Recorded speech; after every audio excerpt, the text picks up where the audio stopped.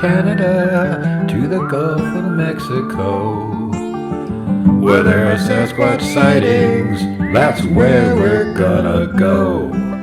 With so many chilling encounters just waiting to be retold. So join us here in the spooky woods for the Duke Chat Show.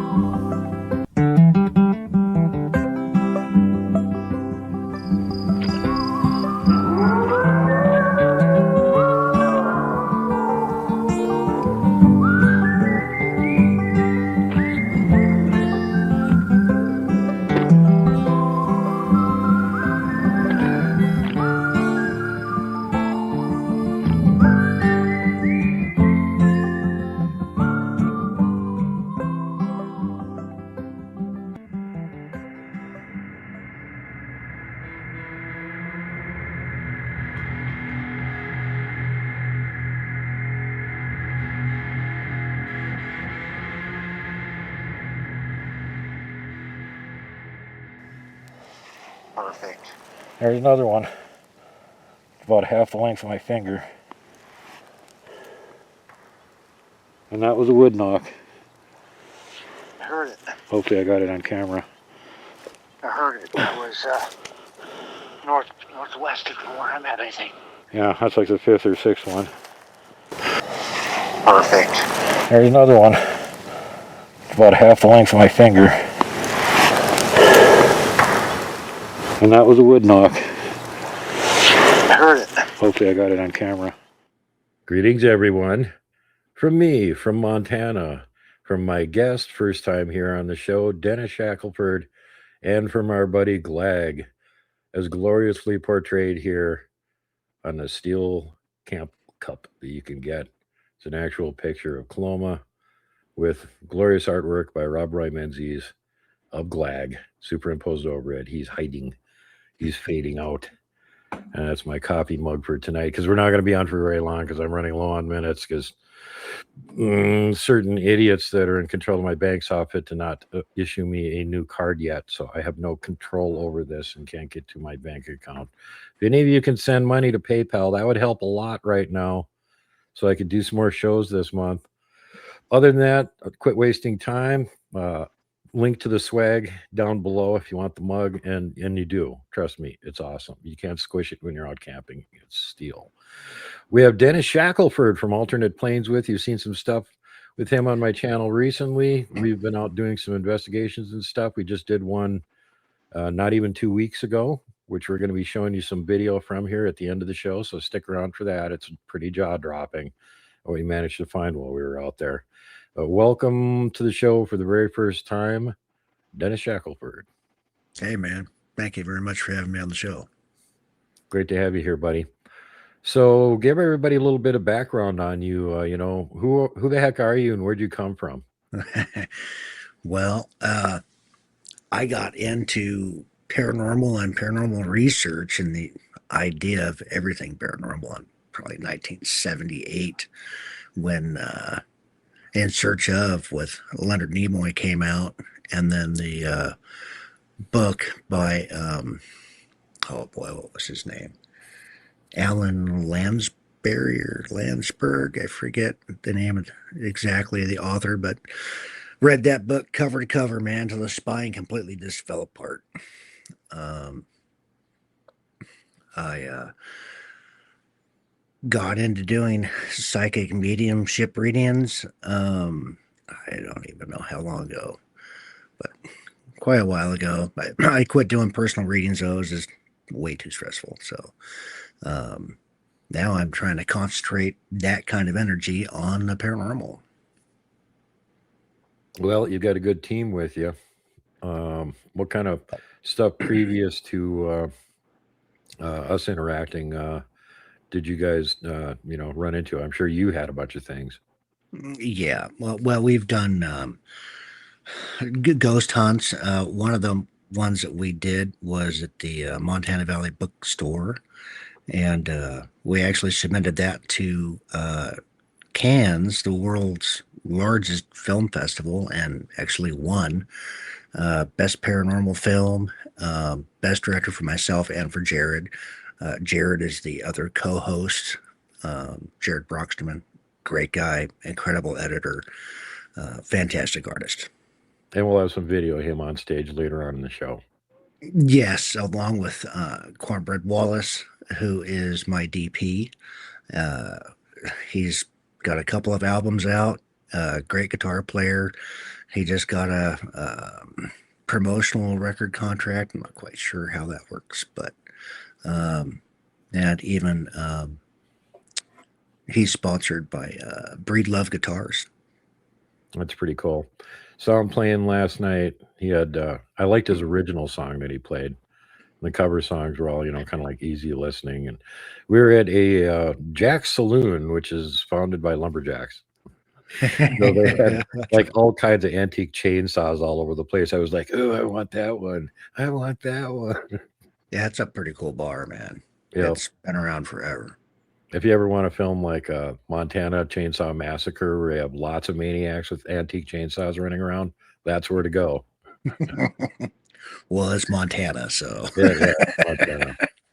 So yeah, you will see some video of Cornbread, and his backup on stage would be your co-host Jared. He's playing harmonica and stuff, and you'll also notice that he's got a whole bunch of groupies running around the audience, all wearing his shirt. His girlfriend is not happy about, but right. I always love good that his fun. logo is the Bigfoot, so there's Bigfoot everywhere all the time. So on to the next question. How'd you end up finding me?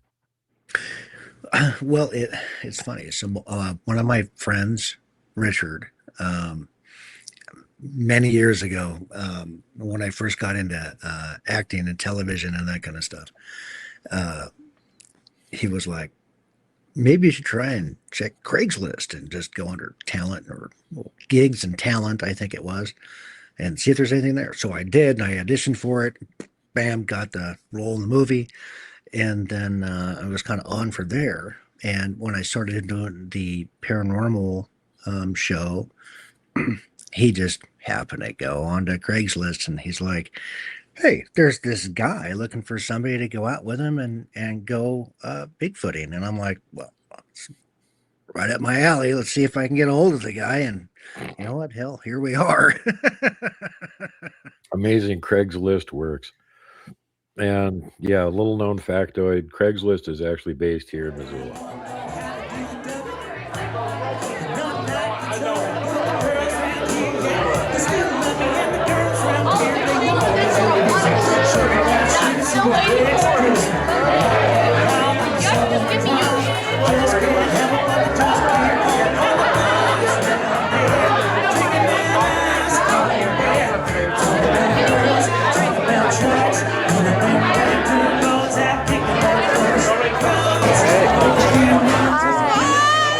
Out again.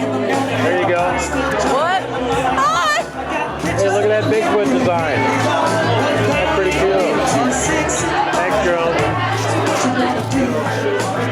Girl, having fun. It's a video. It is. I know it's a video. What's up, guys? My name's Emery. Nice to fucking meet you. Remember me.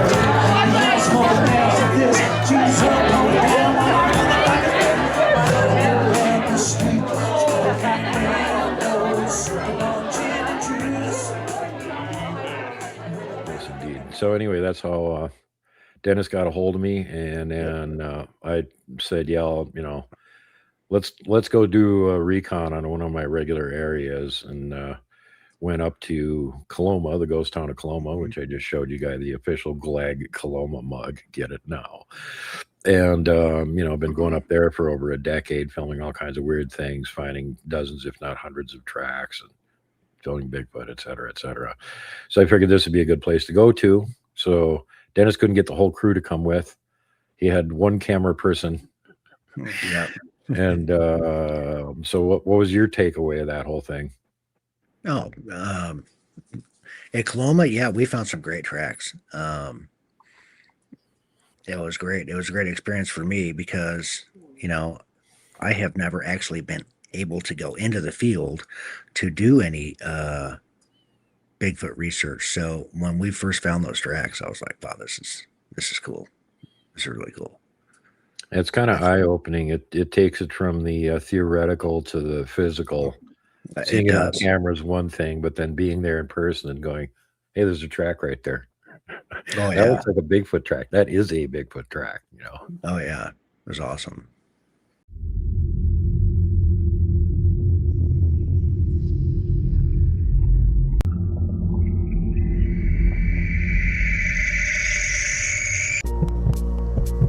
That was one paper. I hear it again. It's I don't. Two prints. Found another one. Impact crater. You can see the impression of Snapped off trees. It's almost kind of freaky. Welcome back to Alternate Plains. On today's episode, we've teamed up with Duke from World Bigfoot Central, and I'll be breaking down two separate hunts that we did with Duke. One with his camera. No, that's not right. Yeah, it is. Sorta. On today's episode. Get it, man. You got I don't two know hunts, one with Jen. I know, one I know. camera. Yeah. Is it okay with glasses on? Or does it look like shit? We have to do the whole thing over. We might be cutting too.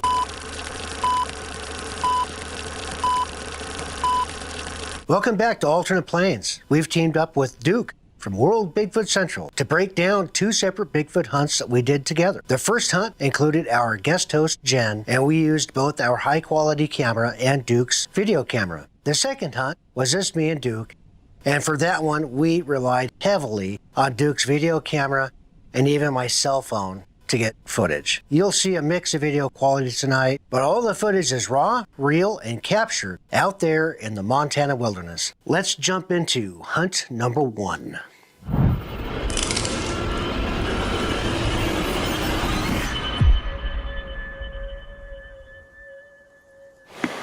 Here they come to save the day.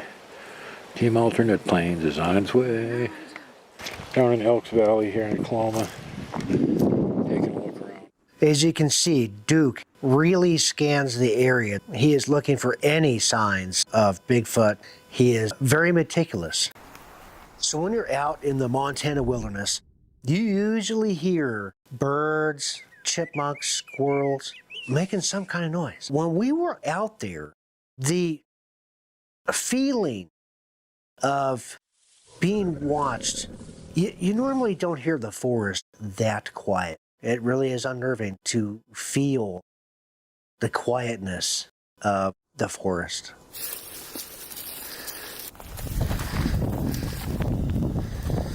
I'd be very surprised if cows are going up and down anything this steep. They're up here on this roadbed. This is where things got really interesting for us. Oh, I see. In this direction. Going this way, right?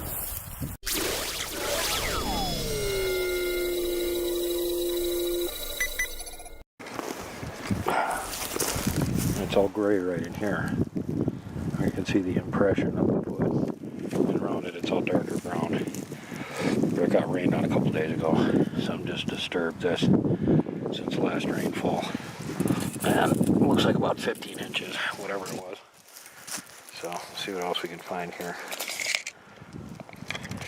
These prints were deep and led directly into the wood line. Our high-quality camera gave us a clear view of the area, even at daylight. We'd immediately spotted signs something big had been through here.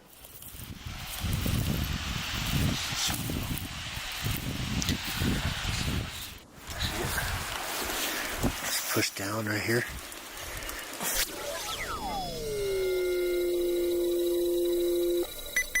So you can see the outline all the way around the edge of it. Oh, yeah.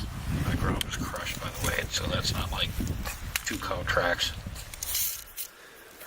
How much you want to bet? 15. Uh-huh.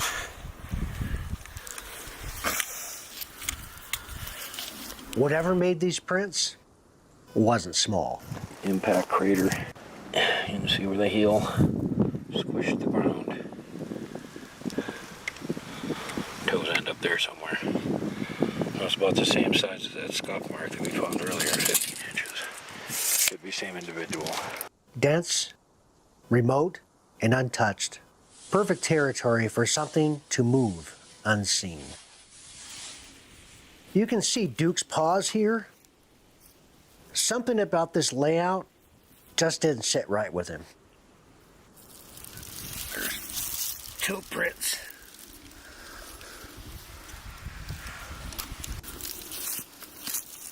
And if he had been here a couple weeks earlier, when they were still fresh, we would have been able to see this a little bit better. See the toes?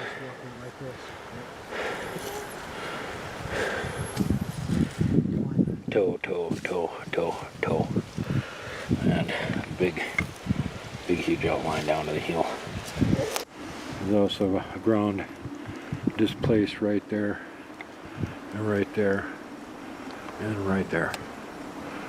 Somebody was going along the edge of this embankment. Those are pretty defined toes, man. Big toe.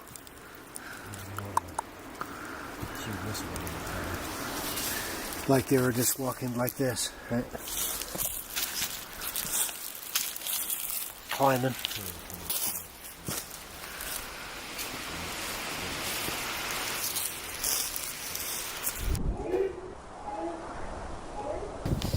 You think that was whooping, or do you think that was a dog barking? That was whooping. It was whooping. So when me and Jen were walking on that path, we heard something. It sounded like a whoop. Very hard to describe because it was somewhat faint, but it was loud enough that we both heard it, made us both stop on our track to see what it was. Here.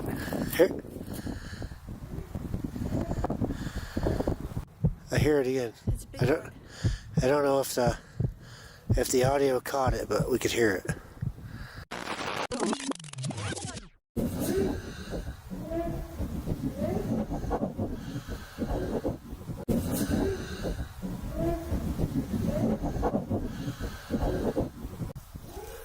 I hear it again. So odd to be able to hear your own heartbeat when you're walking. Okay.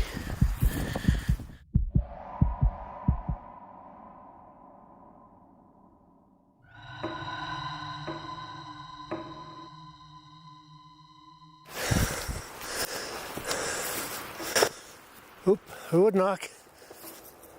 Couple. Listen closely. There is a faint impact to the right. That way. Who would knock? Couple. Who would knock? Couple. I think between that and the growl, it's probably time to leave. That's what I'm thinking. Can keep moving? Jen mentioned feeling watched in this moment, even though she didn't say much on camera.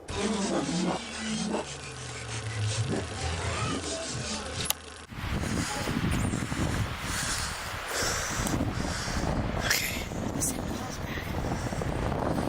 I heard it. That was quite the hike. We're back at the truck, so. After reviewing this footage, Duke asked me to come back out on another hunt. And this is where things got really strange. So then you pestered me some more. And, That's not quite how I remember it. I think I remembered you asking me to go, but. No, I kind of remember I kept going, yeah, it's kind of late in the year to go up there. There's going to be snow up there. I don't know if you even want to go up this late. Oh, that's right. And I kept telling you, no, it's cool. It's not that much snow. Let's go. Which you were right. It wasn't that much. But when we got up there and we were driving on like sheets of ice going over the pass, it was like, how bad is it further up here where we're going, you know? Right. But as it turned out, well, we had to go over the pass and then go back down the other side. So we were at a little bit lower elevation. And then you can see in the video that there are snow patches and ice patches and stuff that we're attempting to circumambulate across and around to get to where we're going to. And yeah, the main thing up there that day was just to go check out the giant teepee, which took us like an hour or so to go out there and back again. What was your takeaway on that thing? Oh, man. It was just amazing.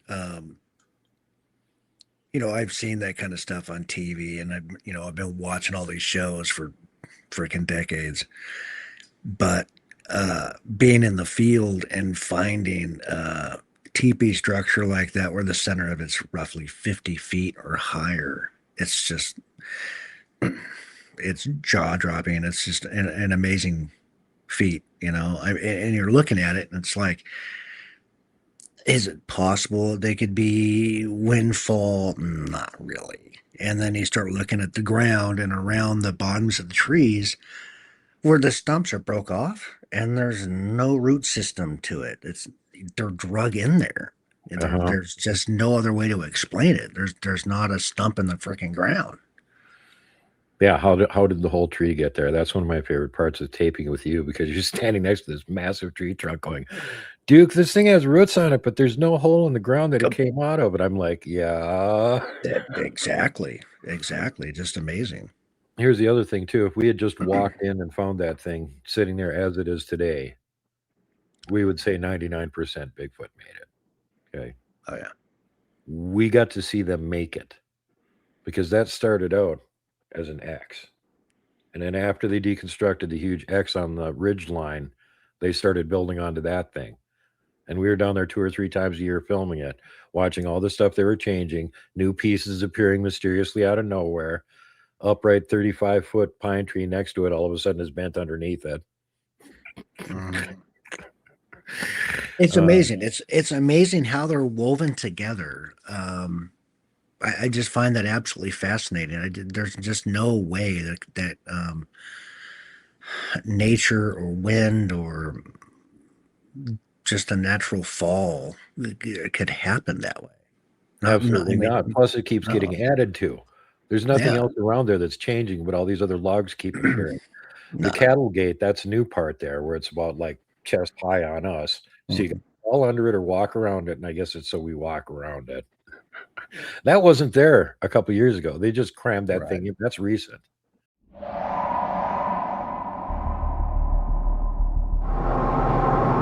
Just leaving Missoula, heading for Lolo. We're going to go down the valley and go up the Skelkaho Pass, where Area A is, and up there it's probably looking a lot like the mountains over there. You can see the tops up there covered in snow already.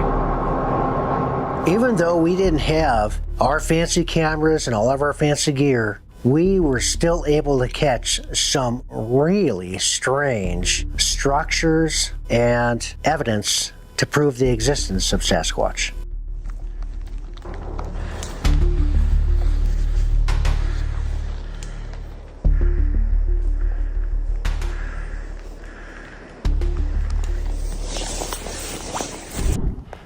I'm up in the Skelkaho. Dennis from Alternate Plains, who's now modeling our latest in our line of sporty mid-size X structures. And apparently they made an asterisk structure over here too. This one didn't used to be here. We've seen this style of structure reported in Bigfoot research all across America. Okay. Interesting.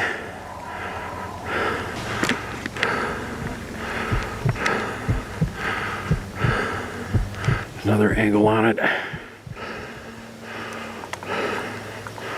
Branches woven together and positioned deliberately. This wasn't random. What did you call this structure? It's an asterisk structure. An asterisk?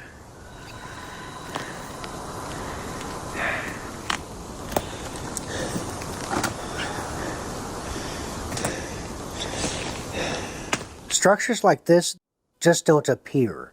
This was built. So, big X.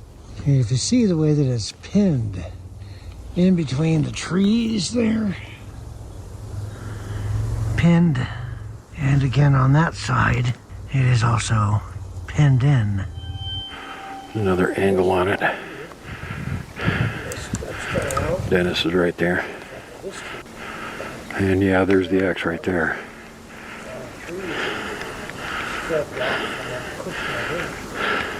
See the way the logs are pinned down. See, that log there is pinned there and loops over and is bent down. and pinned there. And then this log here is stretched around the trunk of this tree and pinned in there. See all the barks on the trees are scrubbed off from them pushing it in. It's very fascinating. And you can see the end of this log here that is not broke off from the stump. This was carried and then pushed in and pinned right there. See that? You see how it's done? It's ground in. They grind them in and pin it. There's a giant teepee. Oh, right there. When Duke and I first came upon that structure, my mouth just dropped. Then it hit me. This thing was big. It was impossible from where it was at. That is one big teepee structure.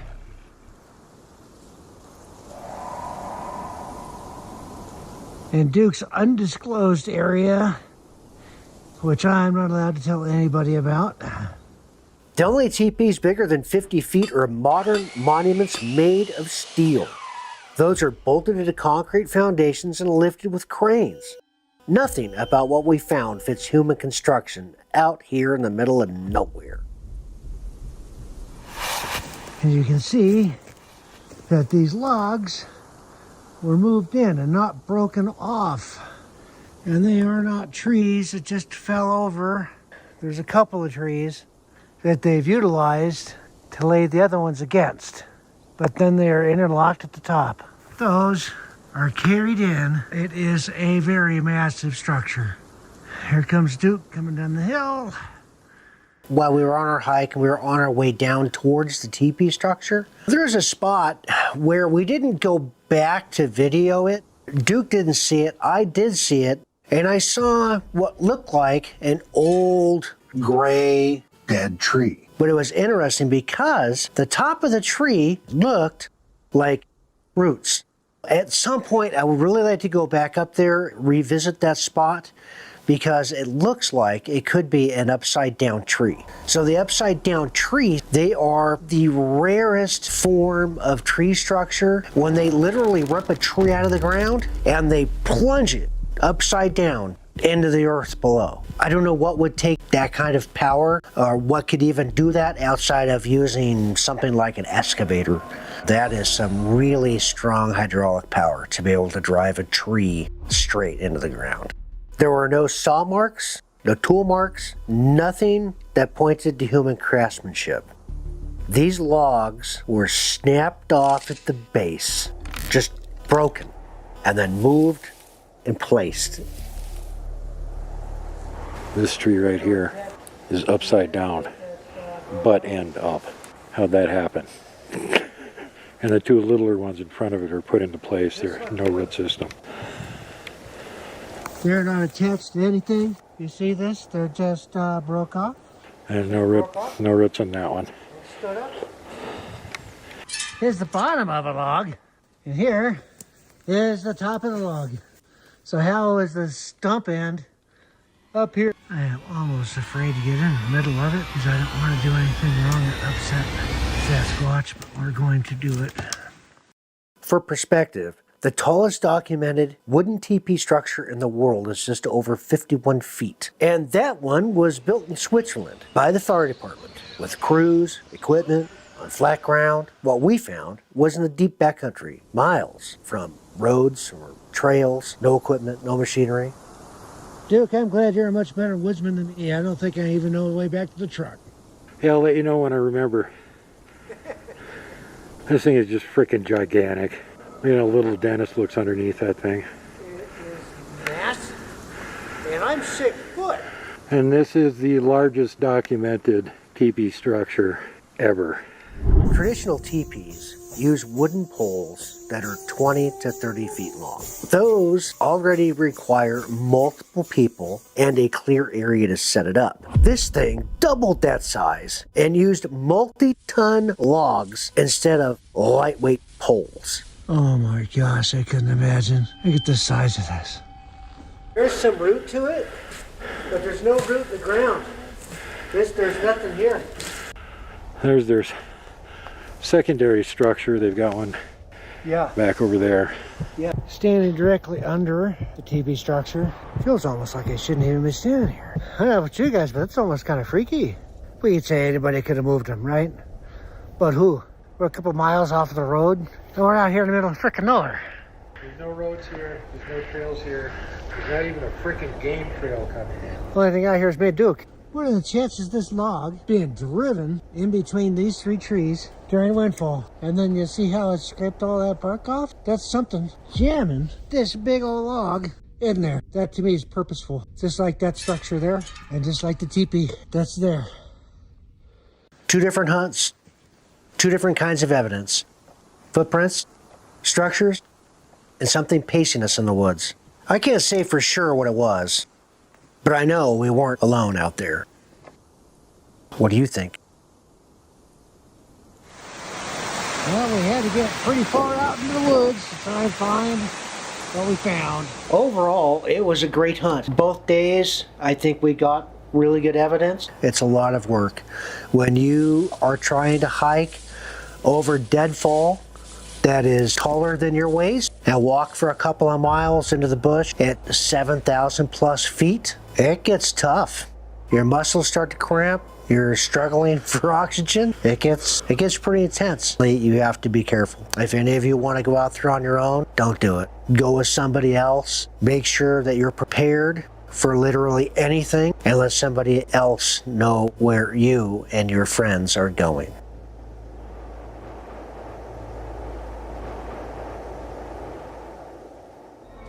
Thank you for watching another episode. Do you believe in alternate planes?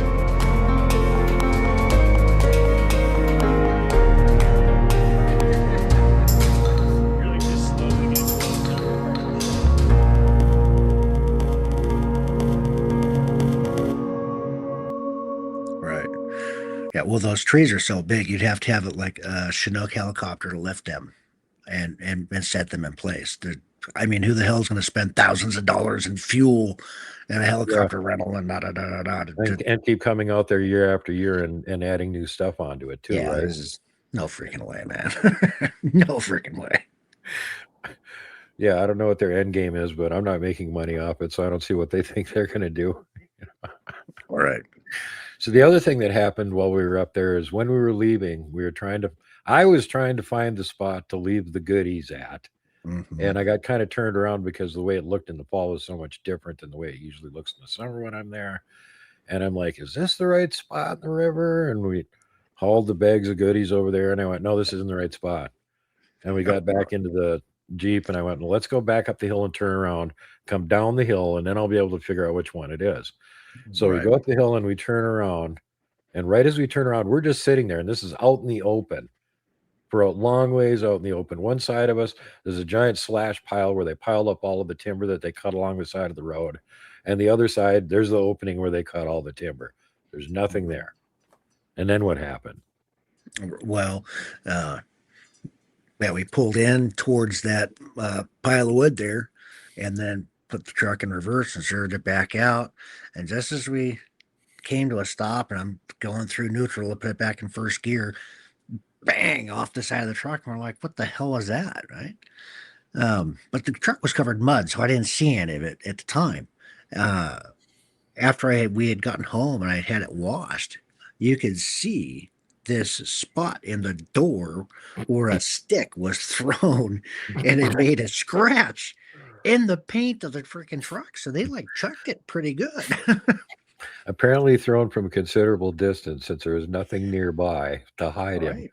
At the closest, he was on the far side of the slash pile, which is a good, 50, 60 feet away at least 50, to the top 50, of it? 60 feet, yeah.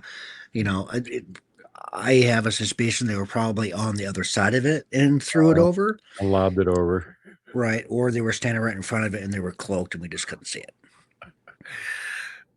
And I'm right away getting suspicious, going, what the hell just hit the vehicle? That didn't sound like a rock. It sounded like a piece of wood.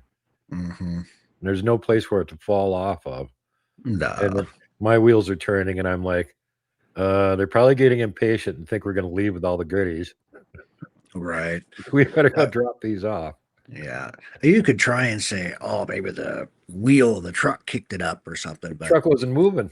the truck wasn't moving. That's right. I was in neutral. We were just came out of reverse and I was getting ready to put it in the first. And I mean, that's when it went bang when we were switching gears. So just nuts. Well, yeah, anyways, I found out after the fact. According to them, it was one of them that threw a chunk of wood at the truck. And yeah, Right. they were thinking we were going to take off with the food and not leave it for them. They didn't realize we couldn't find the right spot to leave it because we're dumb, Right. you know. Right. So anyway, that was that experience. Now on to current things here. This just happened like a week and a half ago, 2 Saturdays ago. We had to go straight out of Ronan on a epic Yep. investigation where the homeowners were claiming skinwalkers, little people, and Bigfoot Oh, might yeah. be around there.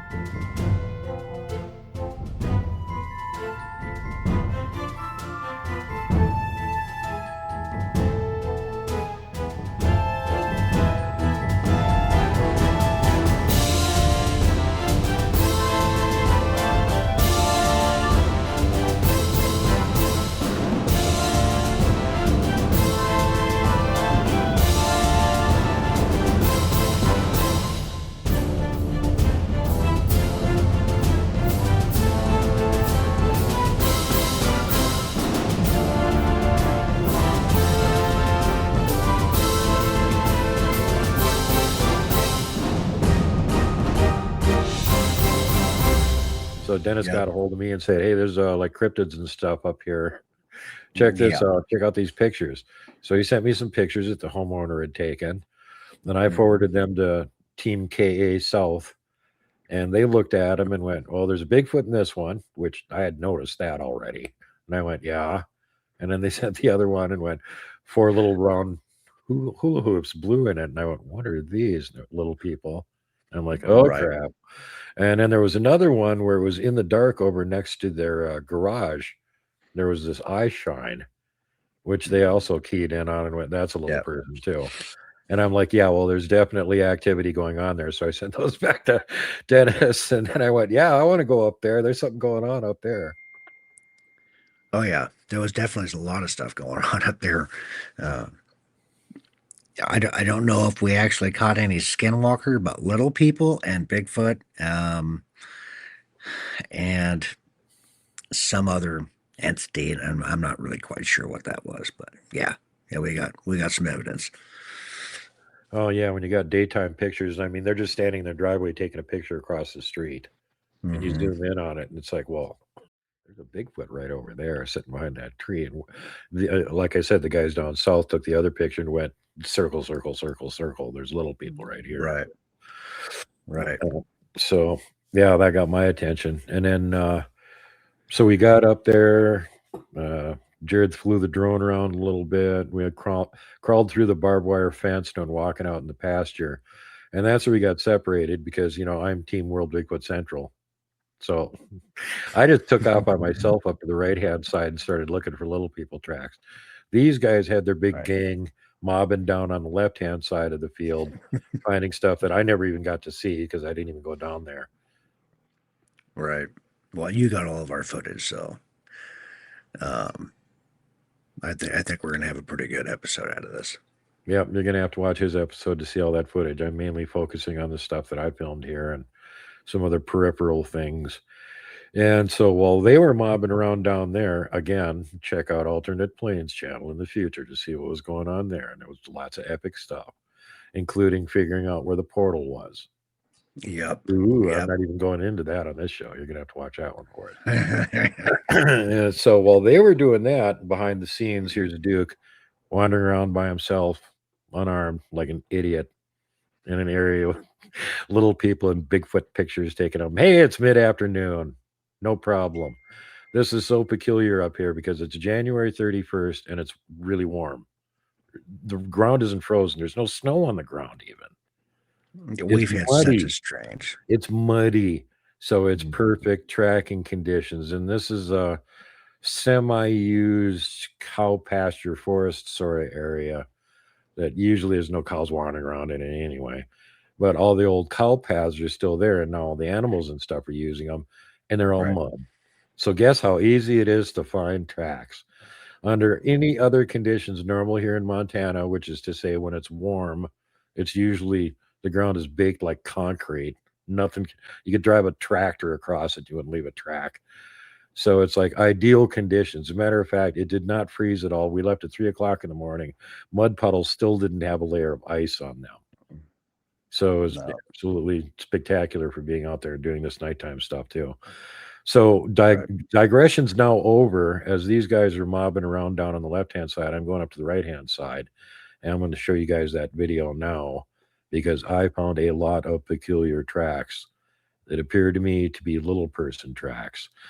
And in the process of that, Jared caught up with me, and you'll see his video of this on Alternate Plains version, where I had already found a medium-sized Bigfoot track from a juvie. And I went over and filmed that, which you guys will see on this show. And then when I got further up the hill, and I think I'm the one that went the furthest up the hill, I went way up to the top, shot some scenic panorama up there. And on my way back, I found a big flattened down area in the grass that looked like an adult Bigfoot track. It's 17 inches probably, which would make sense. But as I was coming back down the hill, these guys are getting worried about me. They called me twice. The second time I was most of the way down the hill, and Dennis calls me on the phone, and I'm like in the process of filming a little person track in this mud. And I've got the camera going, and he calls me, and I'm going like, yeah, what's going on? He's saying, hey, where are you at? And I go, I'm filming a little person track. And I didn't notice it at the time, but when you listen to the recording, there's a thud, like a rock hitting the ground or something. And I say something to Dennis, and then kapow, there's a wood knock way off in the distance. And keep in mind, he can't see where the hell I'm at. He's on the phone with me. And we both heard it clear as day. That was way off in the distance. But right before that, there's that thud sound, like something threw a rock or something hit the ground. There were no people, nobody around me. I wasn't in thick, dense foliage or anything.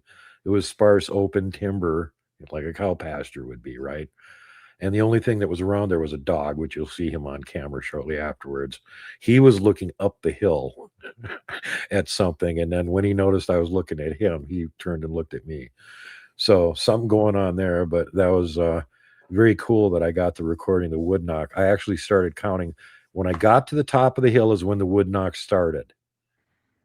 And the one I recorded when I had Dennis on the phone was the fifth one. There were 3 more after that. Perfect. There's another one. About half the length of my finger. And that was a wood knock. I heard it. Hopefully I got it on camera. I heard it. That was northwest of where I'm at, I think. Yeah, that's like the 5th or 6th one. Perfect. There's another one. About half the length of my finger. And that was a wood knock. I heard it. Hopefully I got it on camera. Right. It's amazing how loud it was because I heard it on my phone. Yeah. I'm talking to you, and bang! There's this freaking. I couldn't hear the rock hit the ground, but the tree knock. Oh yeah, I heard that. I didn't notice the rock or whatever it was hit the ground either until I went back and did the audio enhance and pulled the clip out of it and went, what is this thud? Something hitting the ground. There's no one else around me. I'm out in the open. I've got a camera in one hand, a phone in the other one. So I'm not dropping something. What the hell was that noise? And at the time, I didn't notice it. When I went enhanced the volume, then I noticed it and went, "What the hell is that?" So yeah, that was pretty strange. That's the first time I've ever been filming a little person track while I heard a Bigfoot wood knock. And yes, we got it on video. Yep. Hooray. Straight out of Ronan. They're somewhere near Ronan at an undisclosed location doing an investigation on paranormal activity on this property. It could be several different things or a combination of them. So we're going to check them out. I can't tell exactly what. It's negative energies. I don't know exactly what it is. I'm kind of getting the sense of maybe like shadow person.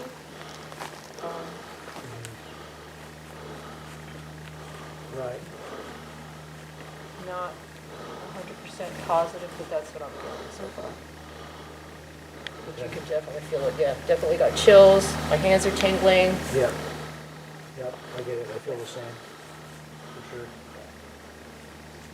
And like I said, she said there's also something in the trailer. I have not been in the trailer. It's odd that they would want to occupy. There's nobody else occupying. True, but she said that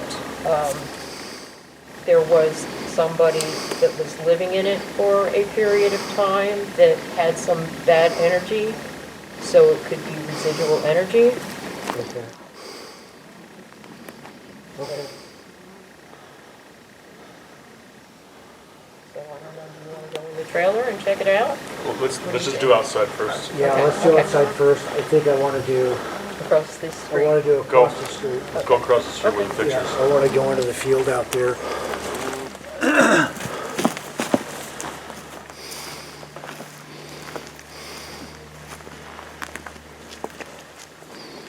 We can get through the bus line.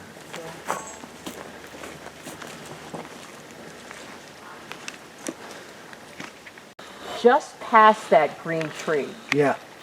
That's Yeah. where I saw it. And it was just real quick, like a shadow behind a tree, you Yeah. know, and I'm like, okay, am I seeing something or, Right. You know. That's where I'm drawn to go to. So that's where we're gonna go. okay. And from there, because there's that dark patch there, I want to walk around that, and then this way, and come back about halfway down that driveway and come around. Okay. Okay. Let's do the. We're over on the other side of the fence. It's kind of a vacant lot over here. I got it. Game trail right here that I'm following. Debris is blown in here. Whoever owns this property, they're never here. They don't do anything with it, so. And there's no trespassing signs. Any sign. So we're gonna take a quick look around here and see what we can find. I don't know what the hell I'm looking at here. This does not conform with animals that I'm used to. See that tiny mark right there? See the other one right there? What's that here? Like a little itty bitty cat or a mink or something? Not even sure. Another one. Another one. This thing looks like it's got toe prints in it, so I don't know if you can see it. Some kind of a teeny little animal.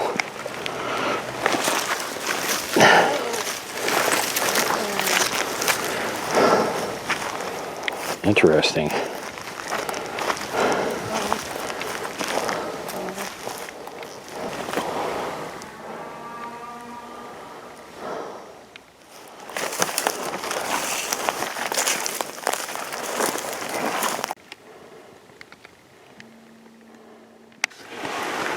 There's another one. See that? Another faint one right there.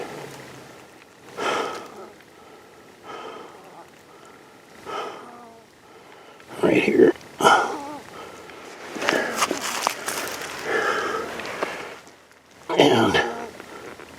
there.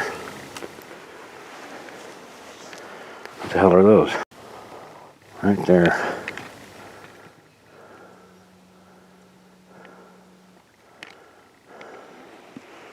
And then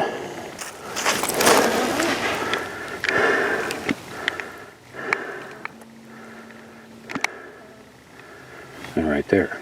Got a potential juvie track here. 11 inches. My 4.5 or 5 standard proportions for Bigfoot. Looks like you can see toes. So maybe some Bigfoot around here too. There's another one right there. And there's little bitty deer running around here. And their hoof looks like 2 of those together. But they're just one.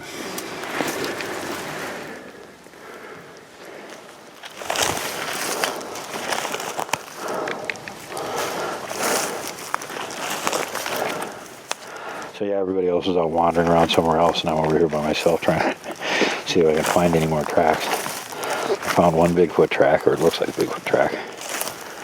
Juvenile.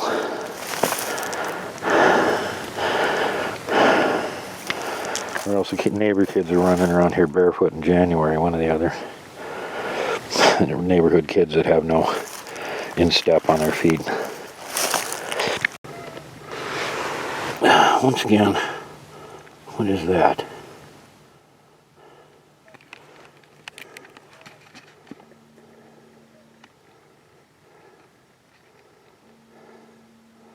Again, if a deer steps, even a tiny deer, it's got a split hoof, so it's going to make 2 little marks like that, not just one.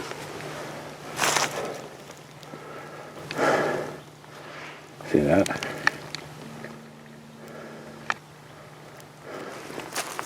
There's another one right there. What is that?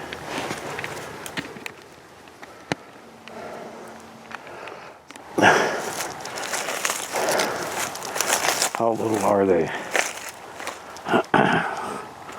There's my foot next to it.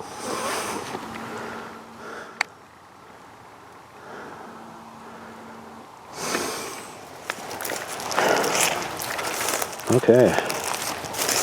I'm way away from everybody out in the pasture by myself right now.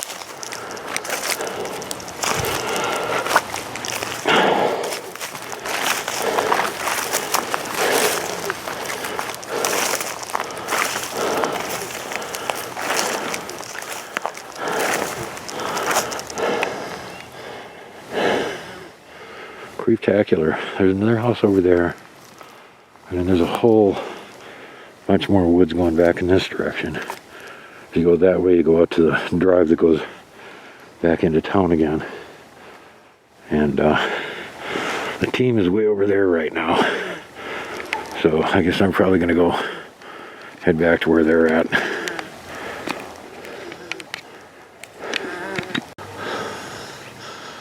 Hard as it may be to believe, January 31st in Montana. And I am like walking around with tennis shoes right now. There's a big old clearing here up on top of the hill from where we're doing the investigation. And there are just tons and tons of these paths around here. Nice mud, so you can see tracks in them. Little bitty deer tracks and other little animals and stuff. And I have been seeing a lot of what look like little people tracks. And I've been filming them. But yeah, according to what the homeowners captured in the pictures that we did the analysis on with the extra help from Team Kick-Ass Louisiana. Thanks, you guys.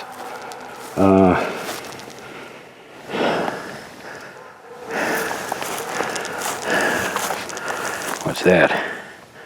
It looks almost like a track. You know what I'm looking at there? You know, for another foot. Big big scuff mark. So, yeah, we're relatively certain there's little people here already. Now that I come up here and walk around and look for evidence, and I'm finding what appears to be little people tracks. I would say we're additionally more convinced there are little people here. So I'm going to head back down to where the rest of the crew is before I get mugged or something by a midget. Perfect. There's another one. About half the length of my finger. And that was a wood knock. I heard it. Hopefully I got it on camera. I heard it. That was northwest of where I'm at, I think. Yeah, that's like the 5th or 6th one. Well, I'm walking back towards the portal. Alright, I'm heading back to the property here. I got the neighbor's dog following me around to keep me safe right now. Hey, buddy! Oh, I'll be over there in a minute. Okay, Bye. all right, man. How you doing? Are you gonna come over and say hi? Come here, I'll pet you. What's over there? Is there something to be worried about in there, huh?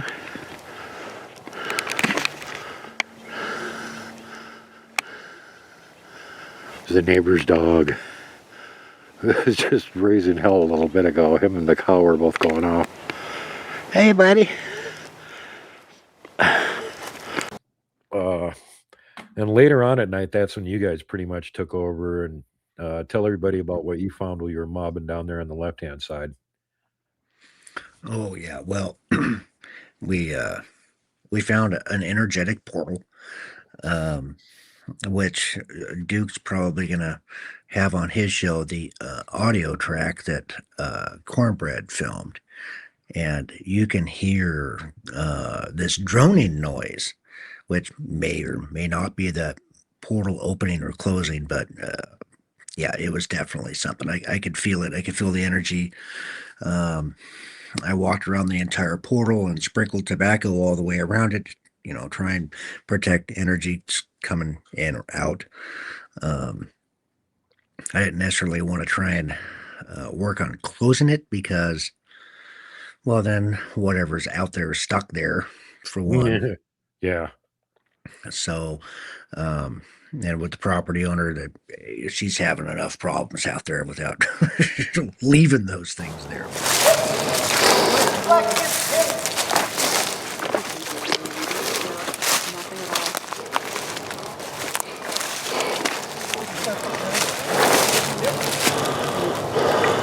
Bring the reflective tape so we can mark the tree in the center of the portal.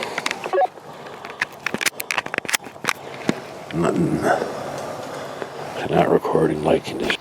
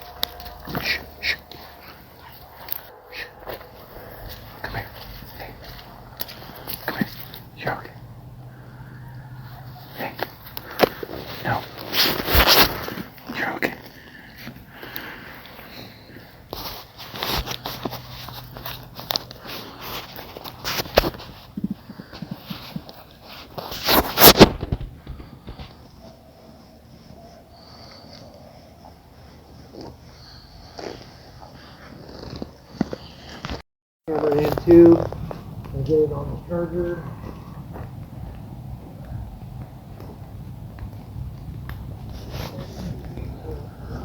There was a weird howling going on earlier. Sounded like a kind of off.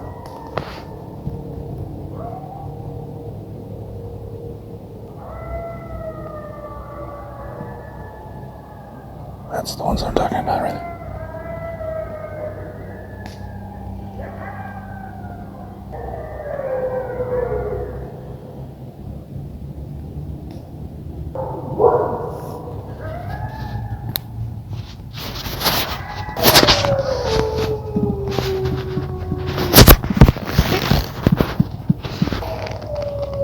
Well, we already anticipated the little people were there, and after I Yeah, went up there and found all the tracks, I pretty much verified that.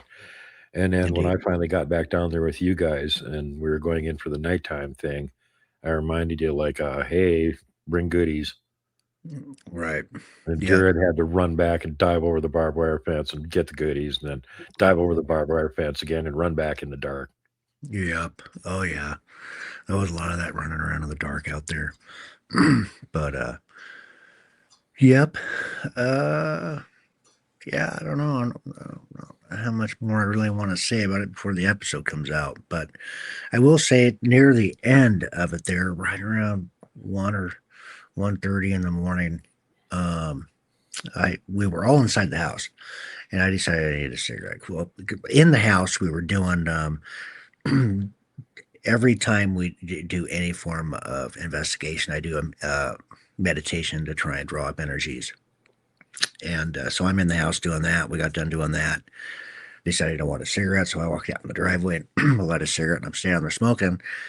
And I can see something that's a gray and really big, 10, 12 foot tall, and it looks kind of like it's just floating.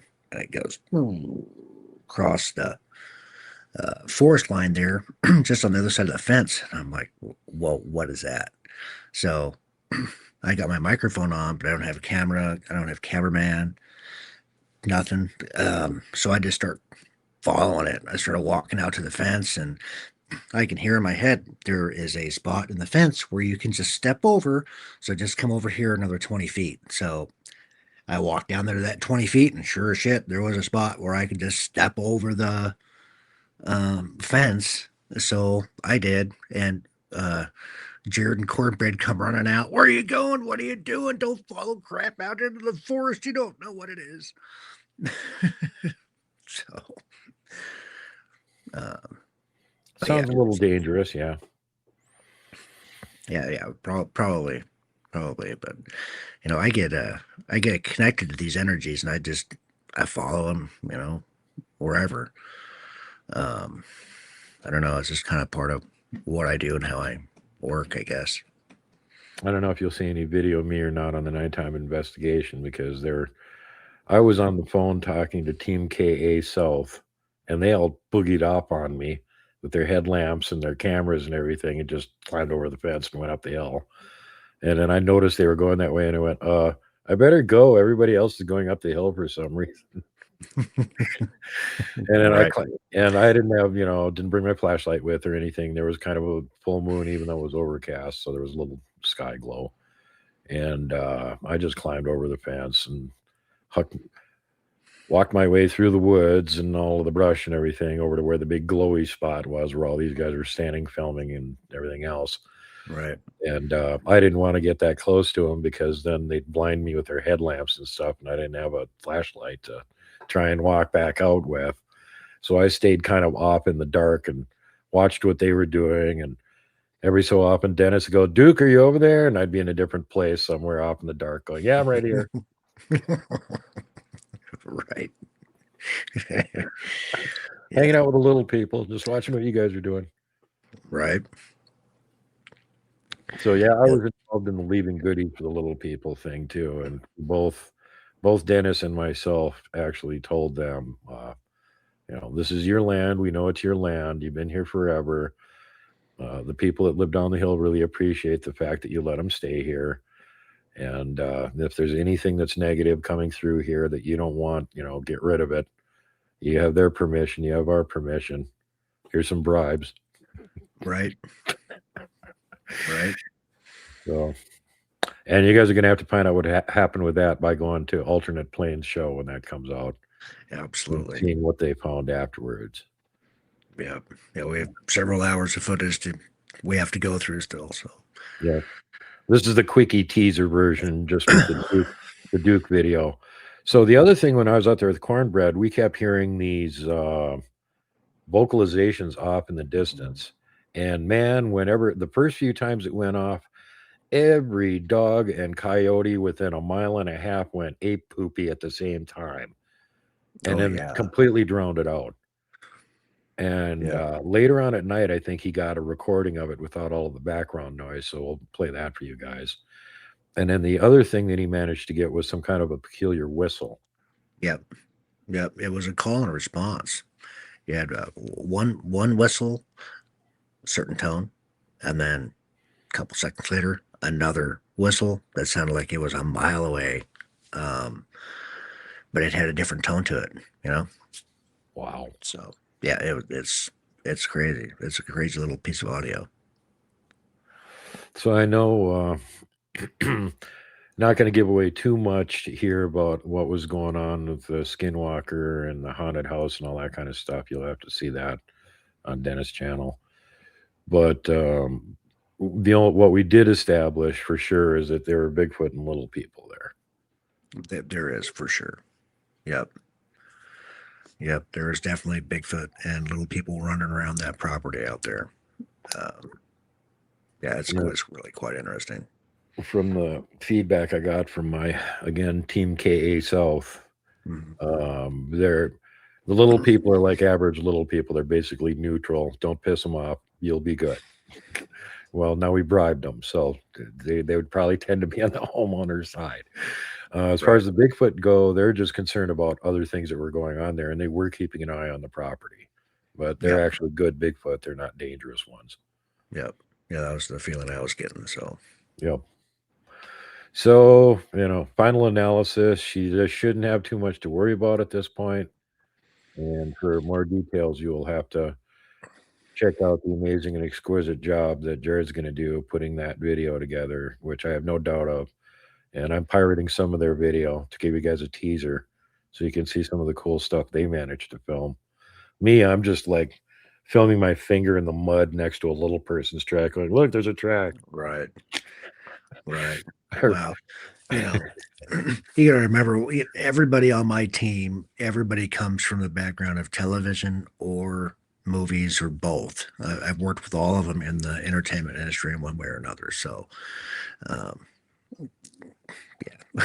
So we all have that kind of experience. So building a show like this, and making it look like you're watching a cable television program is the goal for us. Absolutely. And I should let everybody know that the spectacularly good job that you did on the one previous show that I was on, where we were up at Coloma and Coloma and Scout Pass. Yeah. That's also going to be in some film competitions. It's going to be in the 40 Film Festival, and it's going to be in the Nevada Film Festival. Yep. So get over there, rig the vote, make sure they win. Right. Yeah, I'm going to get you one of them little golden statues, Duke, one of these days. Yeah, I want a little golden statue. go along with my super cool Glag mug. Right. So what was your, from my perspective, it was fun being out with a team. It was kind of like being, like I'd imagine filming with Finding Bigfoot or something like that, where you got a whole team of, pros with cameras wandering around everywhere, filming every damn thing possible, drones flying around filming, the best I do with my team, it's, like there's other researchers that also have channels and stuff. They're with me. They have their own cameras. They're used to filming all their own stuff. So we get maybe 2 or 3 angles with, different ones of us filming the same thing occasionally, but not coverage like that. So that was extremely cool. And yeah, they have all the pro equipment. You can see the scorch marks in Dennis's wallet from all the burning of cash in order to get all of this stuff. Horrendous. Right. Oh yeah, it's definitely an expensive hobby. That's for sure. Well, I managed to get away with it with virtually no budget. Which, speaking of which, you guys, it really broke over here right now. Can't even get more minutes to record more shows. Please send help. PayPal link down below. Getting back to the show, what was your takeaway on that investigation? Were you satisfied?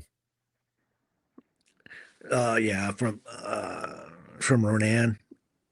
Yeah, there's always, hindsight, there's always, wow, maybe we should have did this, or maybe we should have did that, or whatever. But for the most part, I think we've got enough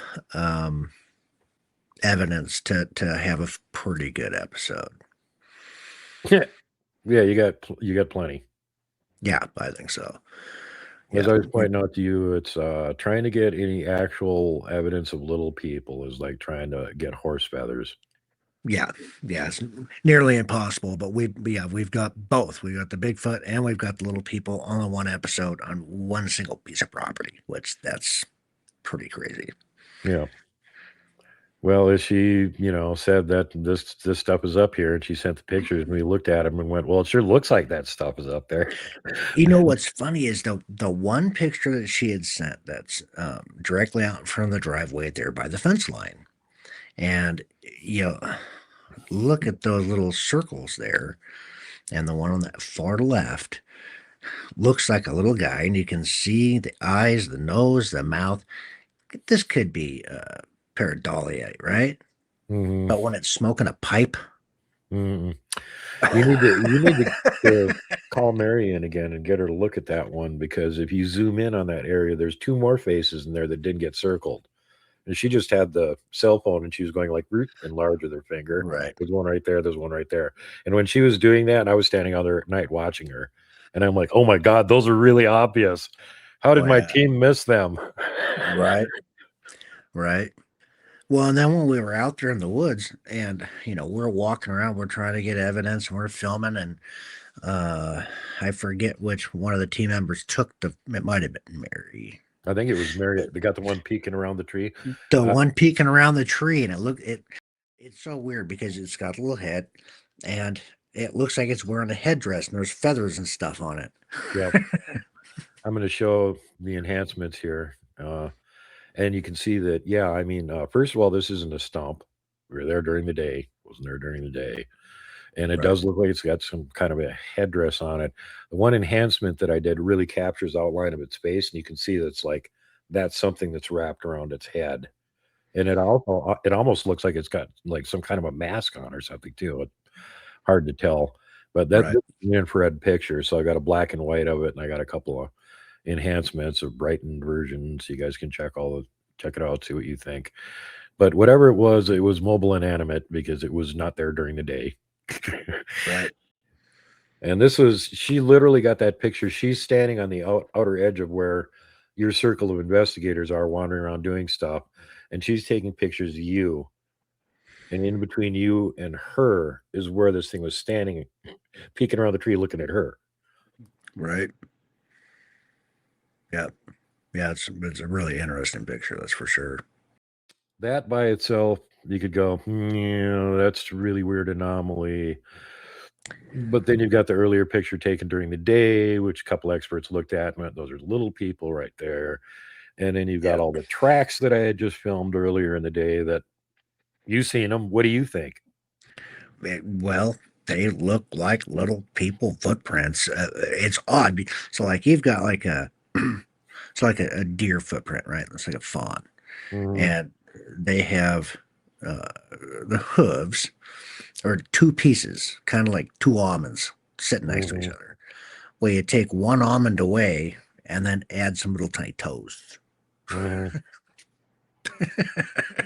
Yeah, and the longest one I found is probably a little over 2 inches. Right. And there was a couple of them that were even smaller than that. I got, one where I put my foot down next to it just for scale, zoomed in on the track, and then looks like a person's track in the mud. And then you zoom out, and my foot looks like it's Godzilla's shoe. Oh yeah, they're amazingly small. I mean, these beans can't be more than 9 inches to 14 inches, maybe tall. Matt, I'm thinking I found some tracks from some of the little ones, the kids running around being incautious and leaving tracks in the mud. Is the larger size ones pretty much conform to about the size that the little people out here are supposed to be, which is around, like 18 inches, 2 feet, maybe a little bit bigger. Right. And so, you got to track about that's the right size. Right. Yeah. And we have a couple of indigenous people from the area up there that are eyewitnesses that are going to give us their interviews, which will it's going to take us a little while to get this episode done because we have to get all of those interviews recorded as well to go along with it. But yeah, it's going to be cool. And they had so many camera people. It was like they had, just taken a whole mob of paparazzi and gave them all their cameras. Went, here, Right. film everything. That's pretty much what we do. Yeah. Yeah. We show up as a mob and we just blanket the place. All right. Well, before we get going here, and I will have Dennis back as soon as possible. Of course, that's up to you guys. Do you want to see Dennis back again? Leave comments in the comment section below. Harass me. Tell me that I must bring him back or I suck. I need comments drive the show. Please leave comments, especially if you're watching the show within an hour or so when it aired. Please leave comments. That really pushes the algorithm, gets more people to get the show pushed in front of them and go, hey, you might want to watch this. And yeah, they might want to watch this. Also, upcoming this summer, we are already planning an outing that is not Bigfoot related, although there's possibly a really major one with that on the plate this summer. We're going to do something completely different. And now for something completely different. And we need viewer help and submissions on this one too. One of the interesting areas around here is Flathead Lake, which like Loch Ness and Okanagan and several other northern lakes are said to have a sea monster in it. And I have actually been contacted by people locally here going, have you ever done an investigation on that? And the reason I ask is because I've seen the damn thing. And I don't do a sea monster channel, but I keep getting people asking me, and there does seem to be some there. So we are going to go up to Flathead Lake and do an investigation on the Flathead Lake monster this coming summer. Yep. Well, we do all things paranormal. So if it doesn't seem like it belongs there, we're going to go figure out what it is. So I've got some feelers out right now for a boat, a diver,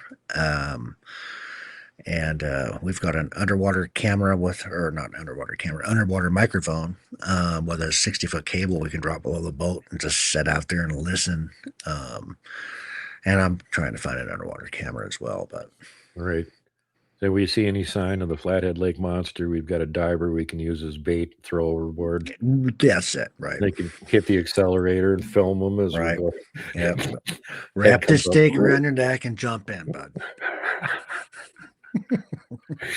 Yeah, Flathead Lake's pretty cold from what I hear tell. Don't think I'm going to be the diver on this show.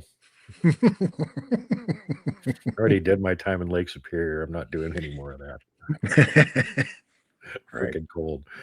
All right, everybody. Hope you enjoyed the show. Again, leave feedback, comments, anything else that you might find interesting or relevant, especially any Montanans or somebody that was visiting and had a sighting of the Flathead Lake monster, or someone that did. Please put us in touch. We're trying to gather up as much of this as we can find before we actually go do the investigation this summer. So your help would be very helpful. Any final words, Dennis? Don't forget to go to subscribe to Alternate Planes. If you've got an paranormal story, we want to hear about it. So if you go to alternateplanes.com and fill out the witness form, if we find your story credible, you might be on the show. Especially if you're in Montana, because that means it's easier for them to investigate. So come on, Montanans, quit hiding all of this stuff. We know there's tons of it going on. Give it up. All right, everybody. Thanks so much. Leave a comment. Hit that like button. If you're on a cell phone, hype. Do all that good stuff. Helps keep the channel going. Please consider funding me directly. My PayPal link is in the description below. I love all you guys. Until next time, do not hug the Flathead Lake monster. So make sure that you're kind to everyone. Safety first, last, and always. Pay it forward. Don't be mean to people if you don't have to be. Don't flip off the mountain giant. Don't poke Dogman with a stick. Don't punt the puckwudgie. And for God's sake, whatever you do, do not hug the Wookiee.